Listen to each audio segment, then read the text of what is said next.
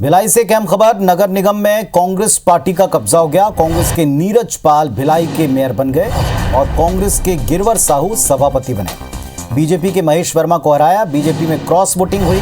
Cross voting के जरिए कुछ जगहों पर बीजेपी को पहले लाभ हुआ था, लेकिन इसके बाद कांग्रेस की किलेबंदी हर जगह काम करती दिखी।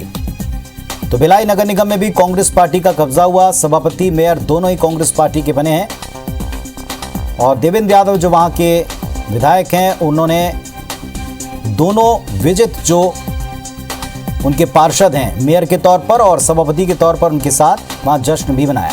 बीजेपी के खेमे में क्रॉस वोटिंग हुई। मनेंद्र पटेल जुड़ गए हमारे साथ में। मनेंद्र, बताएं, पूरा हाल बताएं संक्षेप में।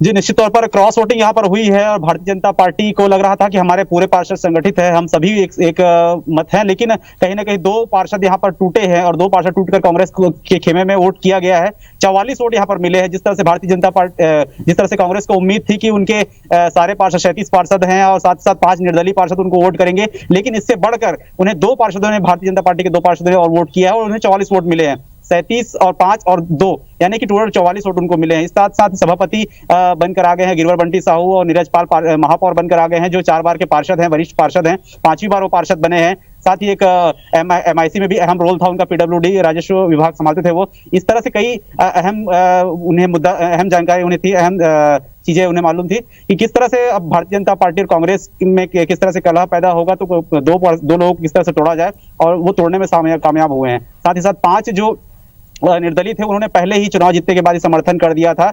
अब जिस तरह से रणनीति बन रही कि किस तरह से किसको MIC में लिया जाए, किसको अहम जानकारी दी जाए, तो ये सारी चीजें अब होगी। लेकिन कहीं ना कहीं अब भारतीय जनता पार्टी को सोचना होगा कि किस तरह से उनके पार्षद बिखरे हैं और इतने संगठित होने करने के बाद भी, इस तरह से बैठकें होने के बाद भी, जो बड़े नेताओं के मान मनोबल के बाद भी इस तरह से भारतीय जनता पार्टी के दो पार्षद बिखरे। लेकिन अब कांग्रेस ने यहाँ पर कब्जा कर लिया भिलाई नगर निगम में। भिलाई नगर निगम में कांग्रेस की सरकार है, लगातार हैट्रिक, तीसरी बार ये सरकार है।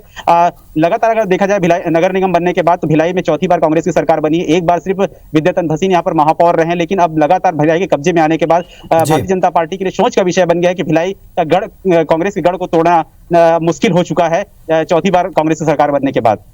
शुक्रिया आपका इस पूरे अपडेट के लिए मनेंद्र। तो जैसा मनेंद्र बता रहे थे कि कांग्रेस की रणनीति अब की बार इस नगर सरकार बनाने को लेकर पूरी तरह कामयाब दिखी।